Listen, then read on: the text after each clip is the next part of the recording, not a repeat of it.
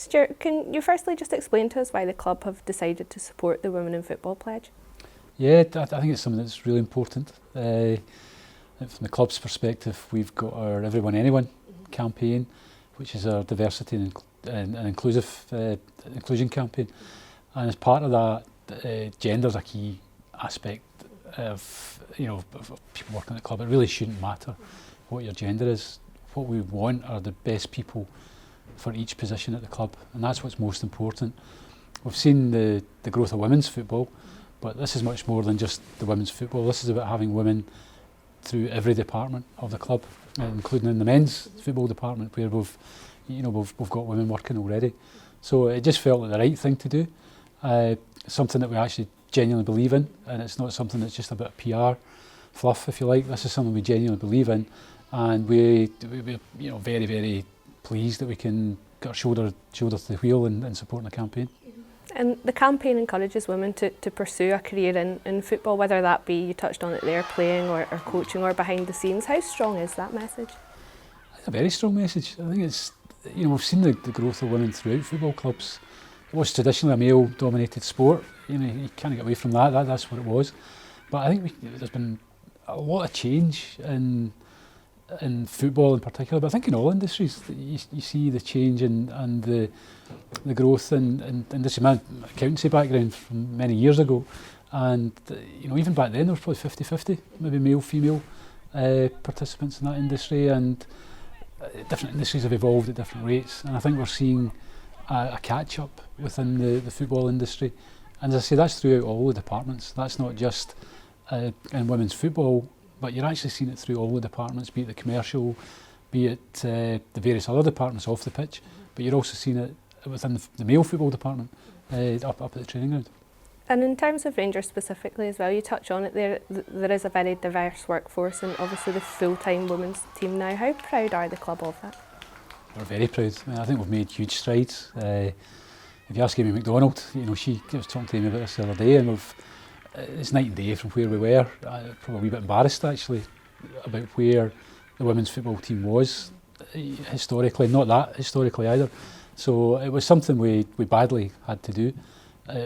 It's something that we are still working to improve further as well. There's still a long way to go, but that's just it's in the women's football team. I think as well, just women in general in the club. I think we're making progress as well with the the number of women, but it's not just women. We really don't. It shouldn't matter what your gender is, what your race is, what your sexuality is. It's about the best person for the job and actually having a diverse workforce within the club. And I think we see the benefit of that at Rangers. Mm-hmm. And not just in terms of the workforce as well, but for female supporters too. How strong is the message that Rangers really is a club for everyone? I think you need to feel that you can come and watch the football in a safe environment and a welcoming environment, and that's something that's really important to us. I think we do that. I think we achieve that as well, but I think we can always do more, and making people feel welcome and feel safe when they come and watch football. The more positive feedback you can get from people coming to the game, the more likely we are to get other people coming to the game, and the more we are to grow the fan base.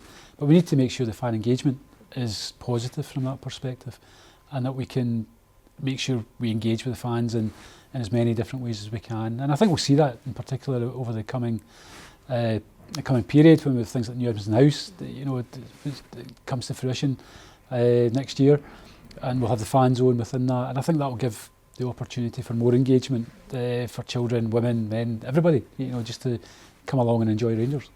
And you touched on it a bit earlier, the pledge obviously ties in heavily with the Everyone Anyone campaign. How big is the responsibility on everybody really, from staff and employees to supporters, in making sure the club is a safe environment for everybody? I think it's back to just what the way society should be. We're trying to make Rangers as welcoming a place for everyone who's involved with the club, whether you work here, whether you come to watch football here, or whether you're a visitor with another club, for example. We want you to enjoy being at Rangers. We want you to get a feeling about what Rangers is all about, and actually to enjoy that. But that's down to every single person who works at this club. Everyone Anyone is about the diversity of Rangers, and we want this place to be open to everyone. And in terms of the pledge, and you'll see that through the way we celebrate the women that work at the club through the course of the next year, I think the pledge will show how we're demonstrating that with the women we have in our workforce.